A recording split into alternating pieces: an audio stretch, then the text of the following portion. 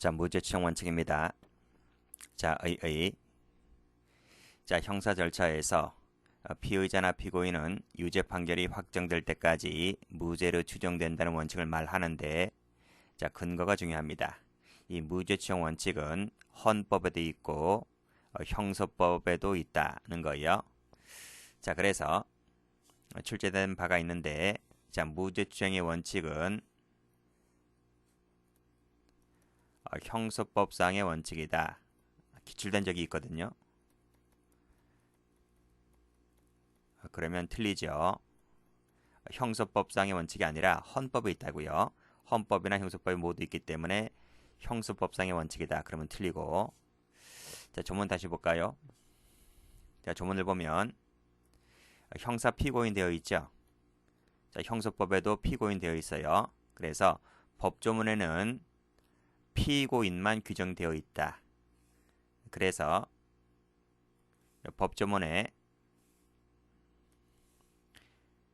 피의자 규정이 있어요. 피의자 점 찍고 피의자에 대한 규정은 명시하고 있지 않다는 것을 확실하게 알아두셔야 됩니다. 피고인 규정만 있다. 그렇지만 쭉 내려오면 인적 범위에서 피고인에 대해서만 규정하고 있지만 피의자에게 당연히 무죄 추정되는 것은 당연하죠. 그래서 기소된 자인 피고인에게 인정된다는 말은 당연히 기소되지 아니한 피의자에게 인정되는 것은 누가 보더라도 뻔한 얘기입니다. 그래서 이론상은 둘 다 인정되지만 법조문에는 피고인만 규정되어 있다는 것을 반드시 구별해서 공부를 해두시고, 다시 올라가서 자, 피고인은 유죄 판결이 선고가 아니고 확정입니다. 확정 땡땡, 여기도 확정 땡땡. 자, 됐죠? 자, 그래서 선고하면 틀려요. 됐습니다. 자, 쭉 내려와서 인적 범위는 받고 시간적 범위입니다. 방금 보았듯이 유죄 판결이 확정될 때까지 무죄로 추정되는 겁니다. 그래서 1심이든 2심이든 이것은 판결 선고잖아요. 선고되었기 때문에 아직은 확정된 것이 아니므로 1심, 2심이 유죄 선고가 났다 할지라도 아직은 무죄로 추정되는 겁니다. 자, 유죄 판결이라 했는데요. 이것은 저 뒤에 가면 다 나옵니다. 유죄 판결에는 여러 가지 종류가 있는데 형선고 동그라미, 그리고 형면제 동그라미, 그리고 선고유예 동그라미. 이것은 유죄 판결의 일종입니다. 그래서 이런 것들은 포함되지만 면소나 공소기각, 그리고 관할 위반 판결은 유죄 판결이 아니에요. 이런 것은 여기서 빠진다는 거죠. 그래서 이런 판결이 확정되더라도 무죄 추정은 여전히 그대로 유지가 되는 겁니다. 재심은 어떨까? 재심은 유죄 판결이 확정된 이후 개념이기 때문에 재심 사건에서는 무죄 추정이 안 된다는 거예요. X. 이것이 다수설입니다. 물론 단서가 있긴 있어요. 뭐 예외 조항도 있긴 한데 일단은 여러분들은 재심 청구 사건은 안 된다. 이 정도만 알고 계시면 됩니다. 자, 무죄 추정 원칙은 형사 절차뿐만 아니라 어디에도 인정된다? 기타 일반 법생활 영역에서의 기본권 제한에도 무죄 추정이 적용된다는 것 알아두시고, 그리고 형사정치와 관련된 것은 요 밑에 나와 있어요. 그래서 국가수사권, 물론 공소권, 재판권, 행영권, 이런 것들이 이제 형사 절차잖아요. 이런 행사에 있어서는 당연히 무죄로 추정되는 것은 맞고, 자, 쭉 내려오면 거중 책임 누구한테 지어지고 있다? 그렇죠. 검사에게 부담시키고 있죠. 그래서 검사에게는 유죄 입증 책임이 부담되는 거고요. 역시 인신구속 제한, 부당한 대우 금지 등이 적용된다. 자, 내용입니다. 첫 번째, 인신구속 제한이죠. 그래서 무죄 추정이기 때문에 원칙이 뭐다? 불구속이 원칙이다. 밑줄. 그리고 이 무죄 추정 때문에 인신구속에 대한 제한 원리가 작동하는 거예요. 자, 임의수사가 원칙이라는 부분, 영장주의, 보석, 체포구속 적부심, 비례원칙 다 여기서 튀어나오는 겁니다. 자, 판례 보면 자, 무죄 추정은 수사 절차에서 공판에 이르기까지 형사 절차의 전 과정을 지배한다. 전자 동그라미. 자, 불필요한 고통 금지도 여기서 나오는 것이고, 그래서 구속 외에는 불필요한 고통을 가하지 않을 것이 요구된다. 즉, 도망가지 못하게 잡아두면 되는 것이지 그 이상의 고통을 가하지 말라, 이런 얘기입니다. 접견교통권도 여기서 나오는 거죠. 자, 두 번째, 자, 의심스러울 때는 누구의 이익으로 한다? 피고인 이익으로 한다는 거예요. 그래서 뭐 라틴어로는 인두비오 프로리오 이렇게 뭐 표현하기도 하는데, 자, 밑에 보면 의심스러울 때 누구로 이익을 한다? 피고인 이익으로 한다. 따라서 법관은요, 피고인에게 유죄 판결을 하려면 합리적 의심이 없을 정도로 피고인의 유죄를 확신해야 돼요. 유죄를 확신 때릴 때 유죄 판결하는 것이지, 조금이라도 의심이 들면 그때는 유죄 판결 때리지 말고 피고인의 이익으로 가서 무죄로 때려라, 이런 얘기입니다. 됐고, 역시 거증 책임은 검사가 부담하죠. 자, 불이익 처우 금지, 예단 배제, 그리고 진술 거부권, 그리고 부당한 대우 금지, 이런 것들이 이제 무죄 추정에서 나옵니다. 자, 읽어보시면 되겠고요. 자, 판례 보면, 자, 불이익 금지, 앞에서 말씀드렸는데, 이 불이익에는 형사 절차 상의 불이익, 그리고 그 밖의 기본권 제한에 관련된 불이익, 이 두 가지가 모두 다 포함됩니다. 자, 중요한 것은 판례죠. 자, 무죄 추정 원칙에 위반되는 판례를 보도록 합니다. 첫 번째,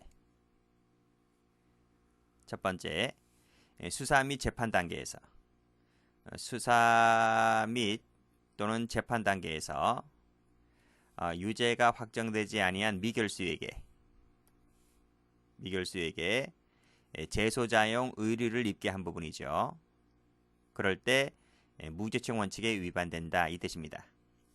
수사, 즉 뭐 경찰이든 검찰에 나갈 때 호송차 타고 나가잖아요. 카메라 쫙 깔려 있죠. 그때 재소복 입고 나가면 사람들이 어떻게 생각하겠어요?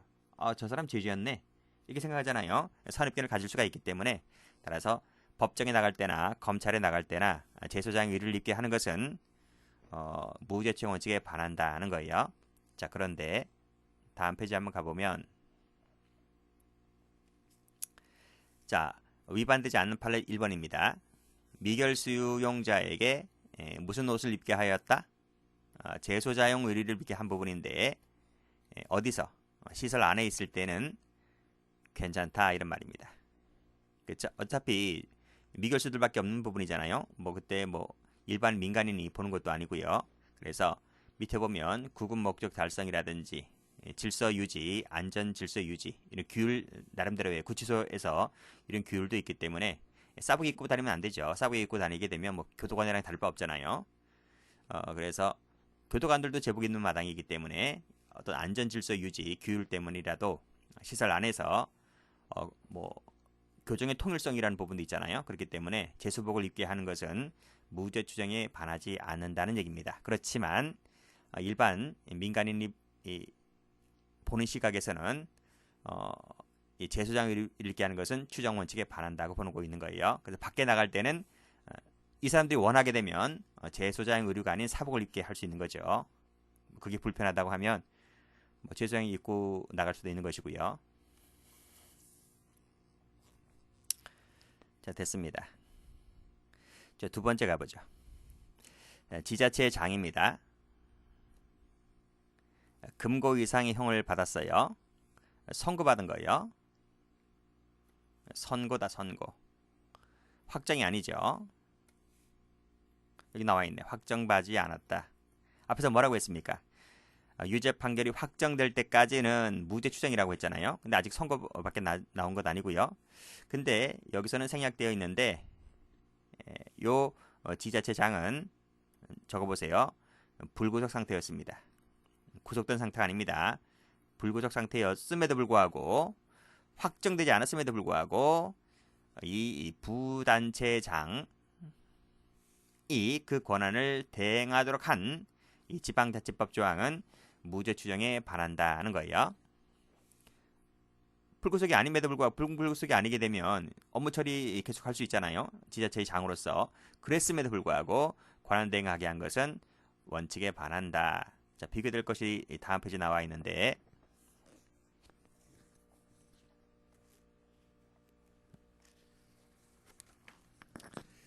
자, 다음 페이지, 자, 여기를 가볼게요.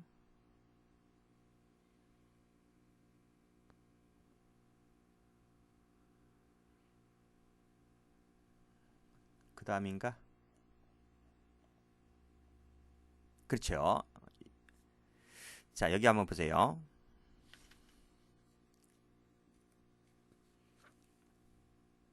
자, 여기도 지자체 장 나와 있죠. 자, 이때는 구금 상태입니다. 불구속이 아니고 구금 상태였습니다. 여기 세무 칠게요. 자, 부단체장이 권한 대행을 하도록 한 지방자치법 111조 1항 2호입니다. 차이가 있는 것은 뭐예요? 구금 상태라는 거예요.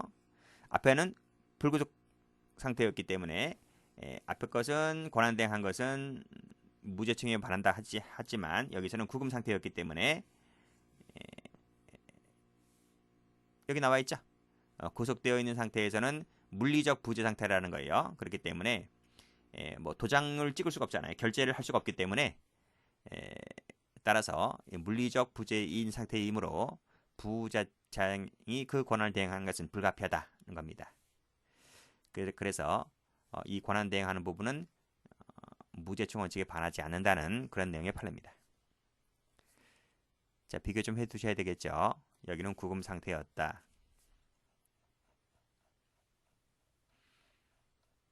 자, 그리고 여기도 시설란 색깔 칠하시고. 자, 그렇지만 여기서는 수사 재판 단계는 위반이고요. 선고받은 상태에 여기는 안 나와 있지 않지만 불구속 상태였던 거예요. 그때는 위반이다.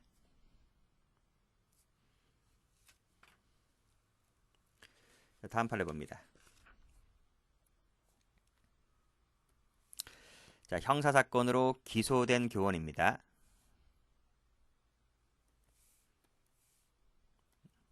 그냥 기소만 됐을 뿐이에요. 자, 그 교원에 대하여 직위해제인데요. 직위해제를 필요적으로 하게끔 되어 있어요. 이 사립학교법이 필요적 동그라미, 필요적 직위해제를 하도록 한 부분은 여기서 즉 공소제기만으로 바로 필요적 직위해제를 하도록 한 부분입니다.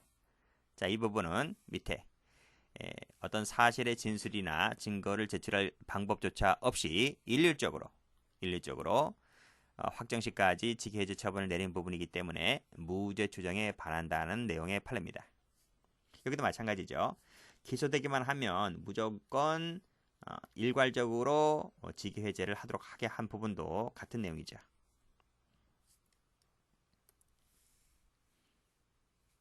자, 밑에 것도 비슷하다 볼 수 있어요. 공소가 제기된 변호사인데 공소가 제기가 되기만 하면 바로 장관의 일방적 명령에 따라서 업무를 정지하도록 한 부분도 마찬가지입니다. 뭐 청문교회라든지 이런 거 다 박탈당하고 있는 거잖아요.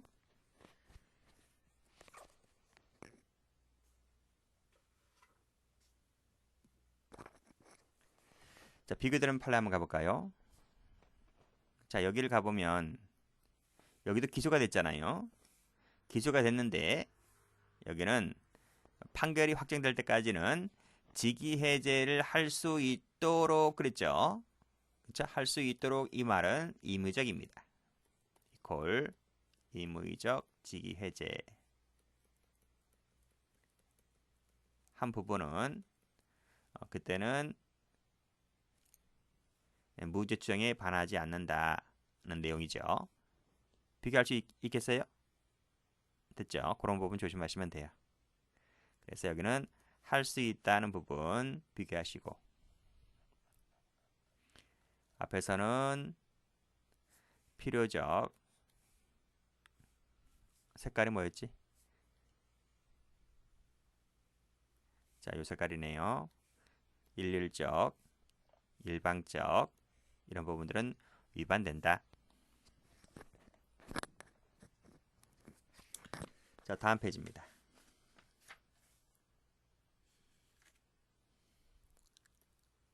자, 관세법상 몰수할 것으로 인정되는 물품을 압수하는 경우에 있어서 밑에 보면 별도의 재판, 처분도 없이 바로 국고기속입니다. 국고기속. 별도의 재판이나 처분 없이 무조건 몰수할 것으로 인정되는 물품을 무조건 국고기속하도록 한 부분도 이것도 무죄 추정에 반한다. 자, 다음 판례는 형법 판례인데요. 이 판결 선고 전 구금일수가 이퀄 미결 구금일수입니다. 미결 구금을 말하는데요. 자, 요 산입 규정이 있죠. 형법에 또는 일부라고 하는 부분이 있어요. 요 또는 일부라고 하는 부분이 무죄 추정을 위반했다는 거예요. 그래서 지금은 어떻게 된다? 이것이 위헌 결정이기 때문에 위헌 결정이기 때문에 지금은 100% 산입을 하게끔 되어 있습니다. 따라서 전부 산입이다 는 거예요. 자, 예전에는 이런 얘기 했어요. 자, 이게 1심 재판이고 2심 재판이고 3심 재판이잖아요. 근데 1심에서 100일 구금되어 있던 거예요. 이제 미결 구금이죠. 근데 이 친구가 상소 제기했어요. 항소 제기했다고요. 여기서 이제 한 70일 살았어요. 70일. 재판 나올 때까지. 그쵸? 재판 나올 때까지 70일을 더 구금한 거예요. 근데 또 재판이 자기한테 불리하게 나왔어요. 그래서 이 사람이 상고한 거예요. 여기 나올 때까지 한 30일 살았어요. 이 기간이 다 뭐예요? 이 기간. 1심 재판 나올 때까지 100일 살았고 2심 나올 때까지 70일 살았고 30일 나올 때까지 30일 살았다. 그럼 총 얼마 살았어요? 200일 살았단 말이죠. 이 미결 구금 일수가 총 얼마다? 200일입니다. 200일. 그러면 이 200일에 대해서 어떻게 한다? 전부를 산입을 해줘야 한다. 이런 말이. 근데 예전의 형법에는 또는 일부라는 부분이 있었단 말입니다. 전부 또는 일부. 전부 또는 일부라고 하는 부분이 뭐냐면 이 피고인이 재판을 받다가 자기에게 불리한 판결이 나오면 아니 3심 재판이기 때문에 3심 재판이 보장되어 있잖아요. 3심 재판이 보장되어 있음에도 불구하고 너 이 자식들 너희네들한테 불리하면 무조건 소재기하냐? 알았어. 나 이거 인정 안 할 거야. 이거 인정 안 해. 라고 하면 이게 헌법에서 보장하고 있는 3심제라든지 무죄 추정을 위반하는 거잖아요. 그치? 아니 다 재판받는 사람들이 형을 적게 받고 싶어 하지 형을 많이 받았다고 해서 그 부분을 다퉈야 되는 것이고 그 부분을 다투게 되면 이제 항소 상고를 제기하는 부분은 당연한 것인데도 불구하고 이걸 제기했다고 하여 괘씸죄에 걸렸나? 괘씸죄에 걸렸다 하여 이것을 인정하지 않는다 그러면 어떤 건 인정해주고 어떤 건 인정하지 않아주고 판사 네 멋대로 하면 그거야말로 무죄추정의 원칙을 깨뜨리는 것이다 라는 겁니다. 그래서 이것이 위헌 결정 받게 되는 거죠. 또는 일부가 위헌 결정 받아서 지금은 100%를 산입을 해줘야 되는 겁니다. 그래서 200일 모두 다 산입을 해줘라 이런 얘기죠. 그래서 요 밑에 판례도 같은 내용의 판례인데요. 지금은 전부 산입되어야 한다는 얘기입니다. 여기도 상소 제기 후 취하 시까지 전부 산입되어야 하는 것이다. 그런데 상소 제기 후에 취하 시까지 미결 구금 일수를 산입을 안 했어요. 이것은 이 전부 산입에 위반되는 것이겠죠? 그런 내용입니다. 다음 판례. 자, 도주나 폭행, 소요, 자해 등의 우려가 없어요. 없다고요. 그러면 검사 조사실에서 검사가 교도관에게 개구 해제를 요청을 해요. 그러면 포승을 풀어줘야 되는 거잖아요. 수갑하고 포승을 풀어줘야 됨에도 불구하고 교도관이 FM입니다. 안 풀어줍니다. 검사가 요청하는데도 불구하고 안 풀어줍니다. 이런 교도관들이 있어요. 이것은 그렇게 한 상태에서 계속 사용하도록 했다는 겁니다. 검사가 요청하고 있음에도 불구하고 안 풀어주고 계속 사용한 채 조사를 받게 한 부분은 역시 이것도 무죄 추정에 반한다는 거예요. 왜 교도관이 이런 행위를 했을까요? 도주 우려가 있기 때문에 그래요. 그래서 이 교도관들은 이 피의자나 피고인이 화장실 갈 때도 따라가요. 화장실 갈 때 옆에서 지켜보고 있어요. 딴짓거리 하고 있는지. 그렇죠? 그렇게 하고 있는 겁니다. 만약에 도주하면 이 교도관 파면입니다. 그래서 교도관에게 있어서 가장 큰 징계가 뭐냐면 재소자들이 교도소에서 구치소에서 자살할 때 그때 자살했다고 하여 교도관이 책임지진 않아요. 그냥 경위서 쓰고 말아요. 그러나 도주하다 만약에 잡히는 경우가 태반이겠지만 도주하다 했다 그러면 일단 담당 교도관 다 파면입니다. 이하 묻지 않아요. 무조건 파면입니다. 그래서 가장 큰 이 징계 사유나 파면 사유, 이 징계 사유가 되기 때문에 교도관은 웬만하면 풀어주지 않죠. 근데 이런 판결이 나왔기 때문에 이런 헌재 판례가 나와서 이 판례가 나온 이후부터는 지금은 교도관이 조사 받을 때 이걸 풀어주고 이제 조사 받게끔 하고 있죠. 됐습니다. 여기까지 할까요?